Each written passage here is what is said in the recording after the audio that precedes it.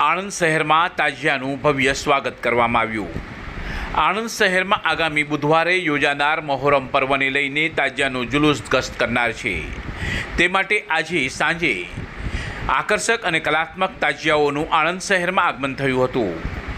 Community hall ખાતે central Muharram કમિટીના પ્રમુખ સોહેલ બેગ મિર્ઝા અને ઉપપ્રમુખ સઈદ અહેમદ મલેક અને સેન્ટ્રલ મહોરમ કમિટીના સભ્યો તેમજ જુદી જુદી મહોરમ કમિટીના સભ્યો દ્વારા તાજિયાનું સ્વાગત કરવામાં આવ્યું હતું અને ત્યારબાદ ડીજે સાથે માતમના અવાજે તાજિયાનું જુલુસ ગસ્ત કર્યું હતું, જેમાં યા હુસૈનના નારાઓ સાથે આજથી 1450 વર્ષ પૂર્વે કરબલાના મેદાનમાં હઝરત મુહમ્મદ મુસ્તફા સલ્લલ્લાહુ તાલા અલૈહિ વસલ્લમના દોહિત્ર હઝરત ઇમામ હુસૈને પોતાના 72 જાનિસાર સાથીઓ સાથે વહોરેલી શહાદતની યાદ કરવામાં આવી હતી।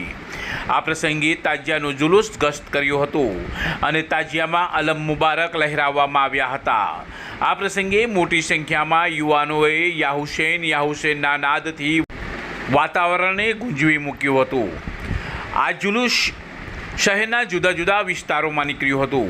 કોમ્યુનિટી હોલથી પ્રારંભ થયેલ જુલુસ ખાટકીવાડ, પોલસંડેરી રોડ, ગુજરાતી ચોક થઈને જૂના દાદર પાસે સમાપન થયું હતું, જ્યાં તાજિયાનું સ્થાપન કરવામાં આવ્યું હતું। હવે આગામી બુધવારે તાજિયાનું જુલુસ નીકળશે।